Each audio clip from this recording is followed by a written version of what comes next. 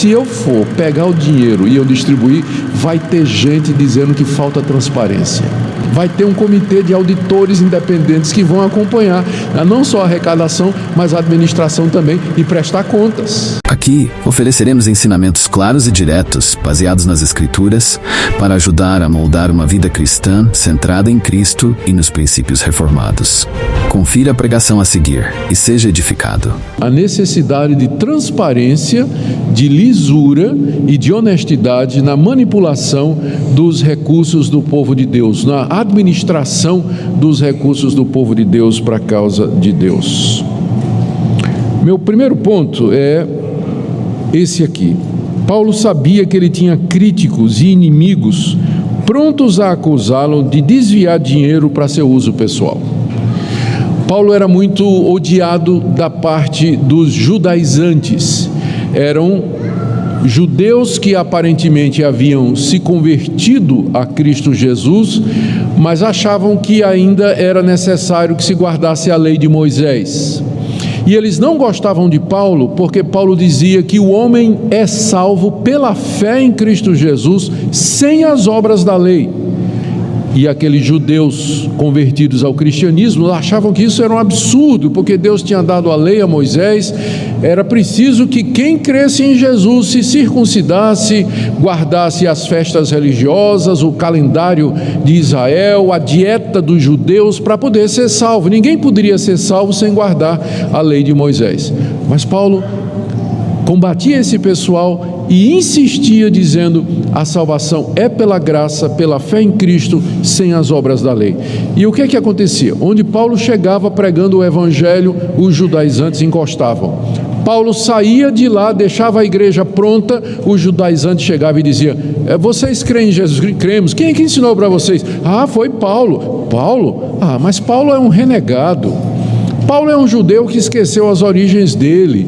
Paulo é um mercenário, ele planta a igreja porque ele quer receber dinheiro, ele vive disso. É para isso que ele quer essas comunidades, porque ele quer viver dos dízimos e ofertas dessa igreja. Então, estas eram as acusações que pesavam contra Paulo e que eram movidas pelos seus inimigos. E ele sabia disso. Então, agora que ele vai manipular, vai administrar uma soma muito grande de dinheiro que ele está recolhendo das igrejas, ele está preocupado de que ele vai ser acusado, ao levantar aquela oferta, de que ele vai passar a mão naquela oferta, de que ele vai tirar uma parte para ele, vai ficar com uma parte, vai desviar uma parte e a outra ele vai usar para o fim apropriado. É o que ele diz aí, veja no verso 20: eu quero evitar que alguém nos acuse em face dessa generosa dádiva administrada por nós. A generosa dádiva eram as dádivas das igrejas, dádivas generosas, como a da igreja de Filipos, acima das posses. Paulo estava administrando, ele estava recolhendo estas ofertas, ele ia levar a Jerusalém, mas ele está preocupado de que ele vai ser acusado de que ele está fazendo aquilo para benefício próprio, de que ele está usando o dinheiro da igreja para se beneficiar, desviando os recursos da igreja. Essa é a preocupação que Paulo tinha. E de fato, gente, desonestidade no desvio das verbas da igreja deixaria claro que Paulo era um mercenário, e isso atrapalharia o seu ministério. Toda a sua eficácia se perderia se as pessoas começassem a imaginar que os motivos de Paulo eram errados. Que embora ele dissesse: vamos levantar uma oferta para ajudar os pobres, a intenção dele era meter a mão no dinheiro. E uma vez que ficasse comprovado que Paulo estava desviando recursos da igreja para benefícios próprios, todo o ministério de Paulo estaria sob suspeita. Todo o ministério de Paulo estaria sob suspeita. Meus irmãos, através da história da igreja, não são poucos os líderes e pastores que caíram nessa tentação de botar a mão no dinheiro da igreja. Há muito tempo atrás eu vi um pastor comentar o seguinte: as 3 barras que derrubam qualquer pastor: barra da saia, barra de ouro e conhaque de alcatrão de São João da Barra. As 3 barras que derrubam qualquer pastor. E a barra do ouro é uma delas. é uma delas. A tentação é grande de quem manipula dinheiro e vê o dinheiro chegando. Então é muito grande, especialmente se ele acha que ele está passando por alguma necessidade. E não são poucos os pastores, líderes, evangelistas, missionários, que se complicaram e complicaram a vida da igreja por conta dessa questão financeira. Paulo sabe que isso é um problema, por isso ele diz no verso 20: eu quero evitar que alguém me acuse por causa da administração que eu estou fazendo dessa dádiva generosa. Aliás, quando Paulo esteve na cidade de Corinto, ele havia se abstido até de receber a ajuda da igreja. Está lá em 1 Coríntios 9, de 11 a 12. Quando ele esteve lá, ele preferiu trabalhar com as mãos, fazendo tendas, porque ele era artífice, ele tinha essa profissão, ele era fazedor de tendas, ele sabia que aquela acusação viria contra ele, por causa daqueles inimigos. Então Paulo não quis receber um tostão da igreja de Corinto, e disse: eu vou trabalhar com as minhas mãos, eu não quero receber nada, porque se eu receber, os meus inimigos virão em cima de mim, me acusando para fazer isso. Há 30 anos atrás, teve um congresso em Amsterdã, promovido pela Fundação Billy Graham, para evangelistas e pastores. E de lá saiu uma declaração, um compromisso de Amsterdã. Um dos preletores foi um grande evangelista chamado Stephen Walford. E ele fez uma declaração que foi publicada na revista Ultimato em maio de 1987. Ele disse assim: é triste ter que afirmar, e no entanto é a mais pura verdade, que o mundo da religião está coalhado de pastores e evangelistas que não passam de defraudadores financeiros. Ele disse isso há 30 anos atrás. Imagine se ele vivesse hoje, não é?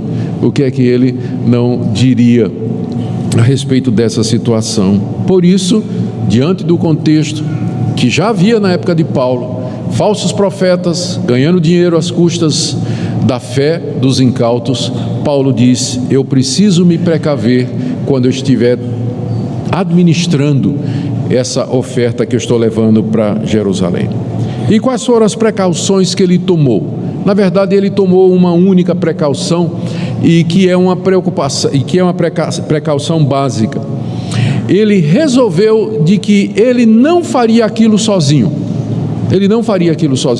Ele iria montar uma comissão eleita por outras pessoas, como uma espécie de uma auditoria, para acompanhar toda a movimentação do dinheiro.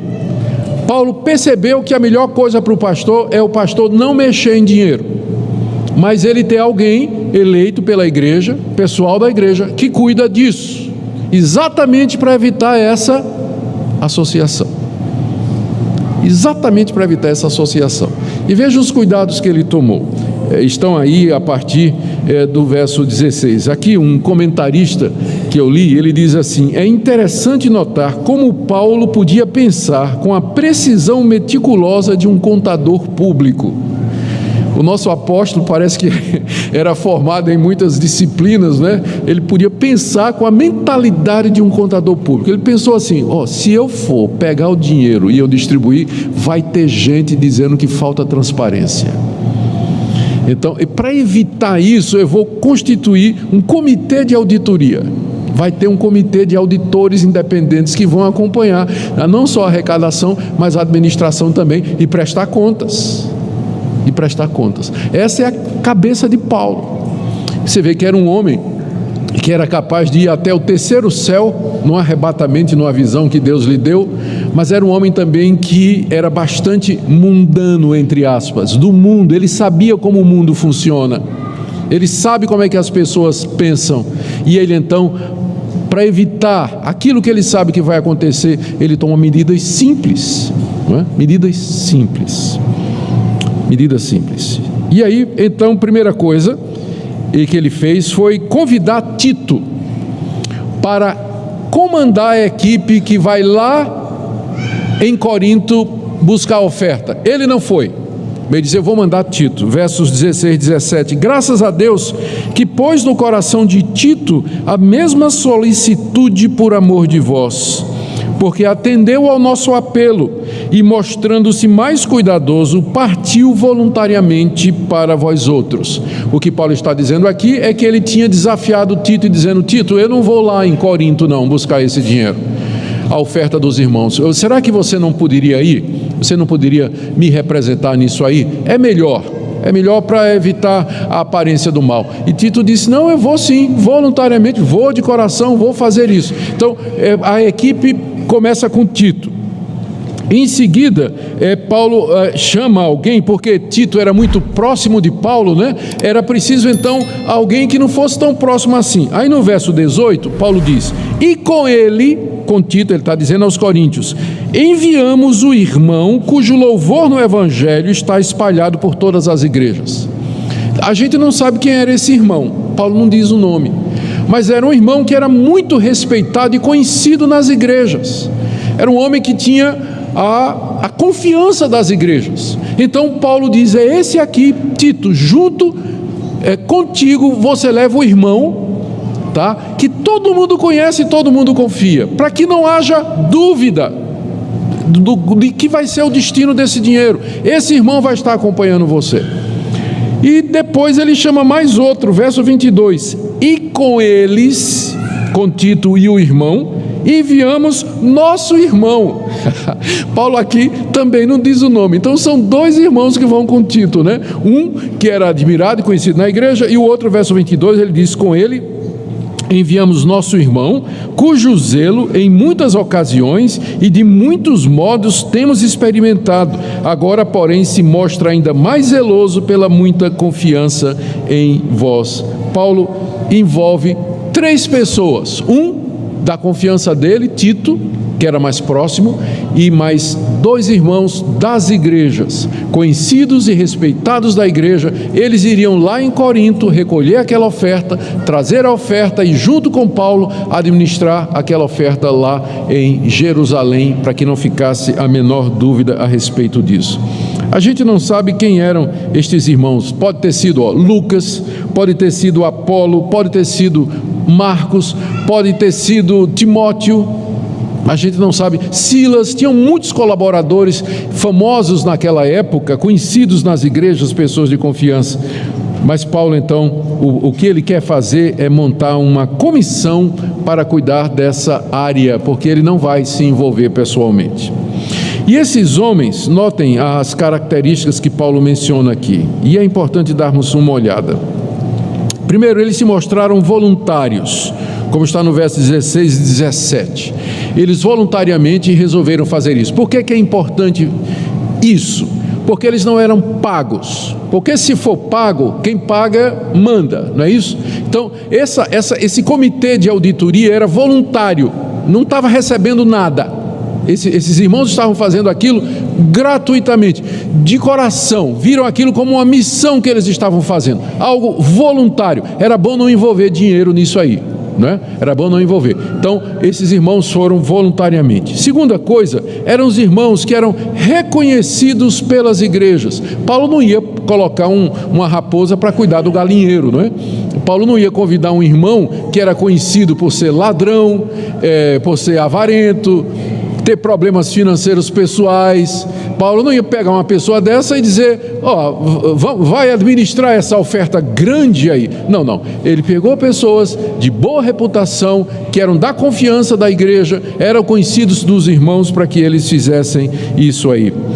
Eram também zelosos. Diz aí o verso 16, que Tito, que Deus colocou solicitude no coração de Tito, e no verso 22, ele fala também daquele irmão cujo zelo ele também já conhecia. Zelo aqui, solicitude, é um cuidado extremo por aquilo que está sendo feito. Eram pessoas meticulosas, cuidadosas, que se encarregariam de ver que aquela oferta fosse administrada da forma correta. No verso 22, Paulo diz que aquele irmão era um irmão experimentado, era um irmão experiente, não era nenhum neófito. E no verso ainda 23, Paulo diz assim: Quanto a Tito é meu companheiro e cooperador convosco, quanto a nossos irmãos, são mensageiros das igrejas e glória de Cristo. Só um detalhe, a palavra mensageiro aqui na língua original, no grego, é apóstolo. Eles eram apóstolos das igrejas. Aqui é uma das ocasiões em que a palavra apóstolo é usado no Novo Testamento, no sentido de alguém que é enviado. A palavra apóstolo, ela se aplica ao apóstolo Paulo e aos 12, que são uma categoria especial, e ela também é usada, a palavra apóstolo, para pessoas que são encarregadas de uma missão, sem qualquer conotação apostólica, como de Paulo e dos 12. Então, apóstolo mesmo só teve Paulo e os 12. Embora outras pessoas são chamadas de apóstolos, como esses irmãos aqui, mas é no sentido de emissário, né? De enviado, alguém que está cumprindo uma missão. Eles eram enviados pela igreja. Não se esqueça de se inscrever no canal Ecos da Salvação. Isso ajuda você a não perder nenhum dos próximos vídeos com pregações impactantes do reverendo Augustus Nicodemos. Deixe seu gostei, compartilhe com seus amigos e familiares para que mais pessoas sejam tocadas pela palavra de Deus. Deus te abençoe.